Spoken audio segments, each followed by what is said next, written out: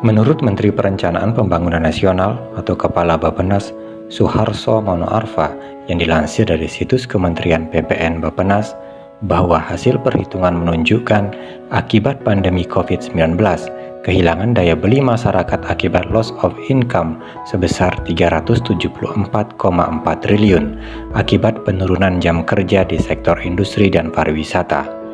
Pandemi COVID-19 juga menyebabkan tingkat utilisasi industri turun hingga 55,3% dari titik sebelumnya, yakni 76,3%. Jika dilihat dari perhitungan tersebut, diprediksi bahwa kehilangan daya beli masyarakat Indonesia bisa tembus ke angka 1.000 triliun rupiah.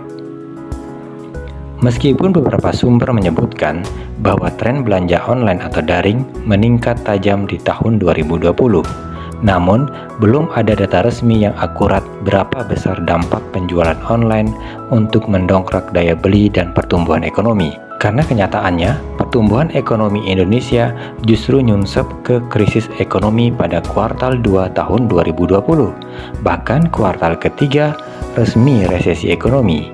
Bagaimana dengan prediksi 2021?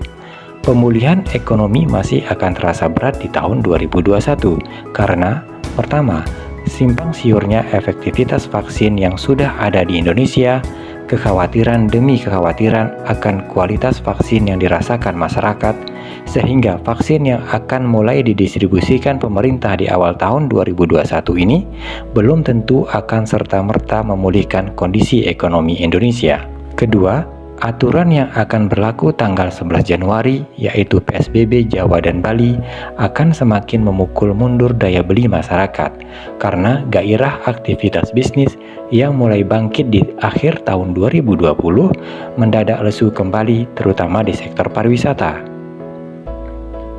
Mengingat wisata di wilayah Jawa Bali masih menjadi destinasi prioritas turis domestik, meskipun menurut Menteri Perencanaan Pembangunan Nasional atau Kepala Bappenas melansir antara news.com di tahun 2021, masih ada tekanan terhadap daya beli masyarakat, tapi berharap moderat dan bisa mengendor, melihat sektor industri manufaktur dan pariwisata itu bisa lebih cepat pulih pelan-pelan sambil sembari menegakkan prokes. Dengan aturan PSBB Jawa Bali ini, maka masih sulit untuk menaikkan daya beli khususnya di kuartal 1 tahun 2021. Sementara itu, pemerintah bisa saja menutup akses masuk ke Indonesia bagi penerbangan internasional tidak hanya 1-2 minggu, tetapi bisa hingga 3 bulan untuk menghindari masuknya penyakit-penyakit yang lebih berbahaya dari jenis lain COVID-19 yang sudah bermutasi mendekati Indonesia. Karena bagaimanapun, perekonomian Indonesia justru ditopang dari belanja domestik, begitu pula dari sektor pariwisata yang sangat erat kaitannya dengan bisnis kuliner. Wisatawan domestik kita jauh lebih tinggi dibandingkan internasional. Seperti yang telah dinyatakan Asosiasi Pengusaha Kuliner Indonesia bahwa tren makanan tradisional akan meningkat signifikan di tahun 2021, sehingga menggiatkan kreativitas akan pengembangan kuliner tradisional harus terus diusahakan. Menaikkan daya beli dari belanja domestik bisa ditingkatkan pemerintah dari sektor pariwisata dengan memberi kesan optimis bagi pelaku usaha, bisa dengan jalan dari Kementerian Kesehatan menggandeng dokter-dokter dan para tenaga ahli di bidang kesehatan yang memilih jalan pengobatan tradisional dan juga alternatif. Karena jika kita mengamati data hingga 7 Januari 2021, bahwa jumlah kasus positif COVID adalah 797.723, jumlah yang berhasil sembuh 659.437, dan sekitar 114.760 masih berstatus dalam penyembuhan. Maka berarti 82% terkonfirmasi positif bisa disembuhkan. Data ini menandakan peran obat juga dari sisi vitamin dan suplemen sangat tinggi.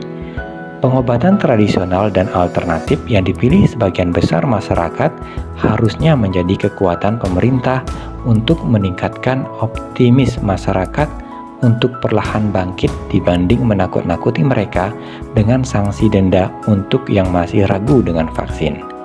Pemerintah bisa saja mempersilahkan masyarakat yang ingin dan yakin untuk memilih jalan vaksin, dan jika masih ada rasa khawatir, bisa dengan mempertebal imun dengan memberi informasi yang banyak kepada masyarakat tentang sumber-sumber alami peningkat imunitas.